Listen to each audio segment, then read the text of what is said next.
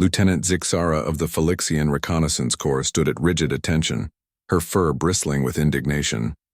The human before her, Captain Marcus Webb, sat in his quarters aboard the joint coalition vessel Harmony's Dawn, seemingly oblivious to the offense he'd just committed. "I am not a pet," she hissed, her tail lashing behind her. "My people are sentient beings with a civilization spanning 3 star systems. We have poetry, mathematics, and a military tradition older than your species' written language." Marcus raised his hands apologetically, his expression chagrined. "You're absolutely right. I'm sorry, Lieutenant. That was inappropriate of me. I shouldn't have. Shouldn't have what? Tried to scratch behind my ears? Offered me something called kitty treats?" Zixara's whiskers twitched with fury. "This is exactly why the Phylixian High Command was reluctant to join this alliance. Your species sees us and immediately thinks adorable when we are warriors." The human had the decency to look embarrassed. He ran a hand through his dark hair. A gesture Zixara had learned meant discomfort. "I really am sorry. It's just, you look remarkably similar to animals from our homeworld, Earth cats. We domesticated them thousands of years ago, and there's this instinctive response." "I know what Earth cats are," Zixara interrupted coldly. "I've read the cultural briefings. The resemblance is superficial at best. We walk upright. We use tools.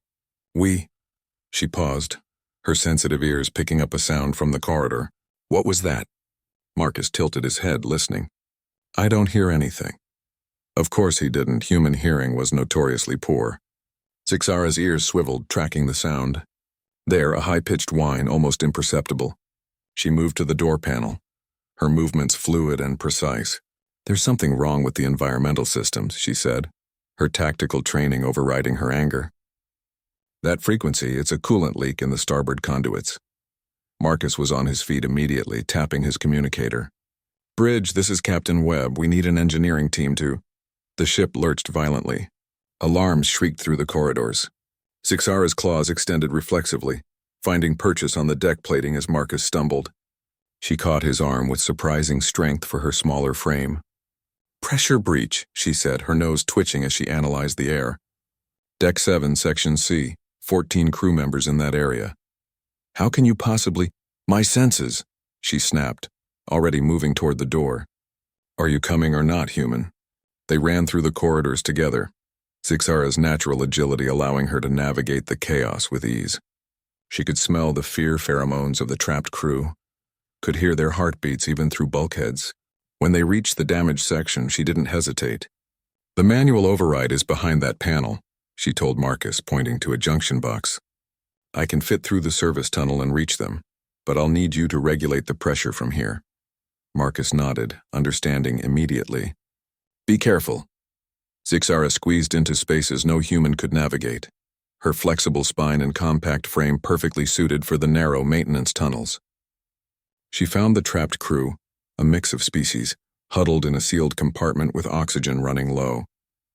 Her keen night vision guided her through the darkness, and within minutes, she'd manually reopened the emergency hatches from the inside. By the time the crisis was resolved, 3 hours had passed. Zixara found herself back in Marcus's quarters, giving her official report. The adrenaline was wearing off, leaving her exhausted. Her fur was matted with coolant and her muscles ached. "You saved 14 lives today," Marcus said quietly. "The High Command is already talking about a commendation." Zixara's ears flicked dismissively. "I was doing my duty." "You were remarkable." Marcus's tone was sincere, with none of the patronizing quality from earlier. "I meant what I said before, I'm sorry. I see now that I wasn't giving you the respect you deserve as a fellow officer." She studied him for a moment. Humans were strange creatures, clumsy and half-blind, with poor senses and fragile bodies. Yet there was something about this one. His quarters were warm, and the chair he occupied looked impossibly comfortable. The stress of the day weighed heavily on her. "I accept your apology," she said stiffly. Marcus smiled. Not the condescending expression from before, but something genuine. "Would you like to sit down? You look exhausted." Zixara glanced at the other chairs in the room, then at Marcus's lap. The human was generating considerable body heat, and the soft fabric of his uniform looked comfortable. She felt a purr building in her chest and ruthlessly suppressed it. I suppose I could rest for a moment, she said, her tone carefully neutral. She approached slowly, circled twice, a habit she would later claim was tactical assessment, and settled onto his lap. The warmth was immediate and wonderful. Her muscles began to relax despite herself. Don't say a word, she warned, even as she adjusted her position to maximize comfort. Wouldn't dream of it, Lieutenant. She could hear the smile in Marcus's voice, but there was no mockery in it. Just warmth. His hand hovered uncertainly near her head. Would it be all right if… Fine, she muttered. But this is a one-time exception. For medical reasons. Body heat retention after extreme stress is a recognized recovery technique. Of course, purely medical. His fingers found the spot behind her ears, and the purr she'd been holding back finally escaped. It was loud and embarrassing and utterly beyond her control. She felt his chest vibrate with silent laughter.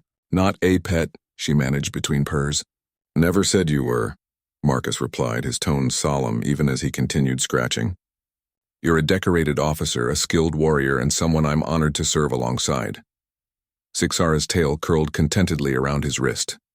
That's acceptable, she murmured, her eyes drifting closed. Tomorrow she would return to being Lieutenant Zixara, fierce warrior of the Phylixian Reconnaissance Corps. Tomorrow she would maintain proper military bearing and professional distance. But tonight, just for tonight, she would admit that humans, this human at least, might have one or two redeeming qualities. Even if she still wasn't a pet. The purring intensified,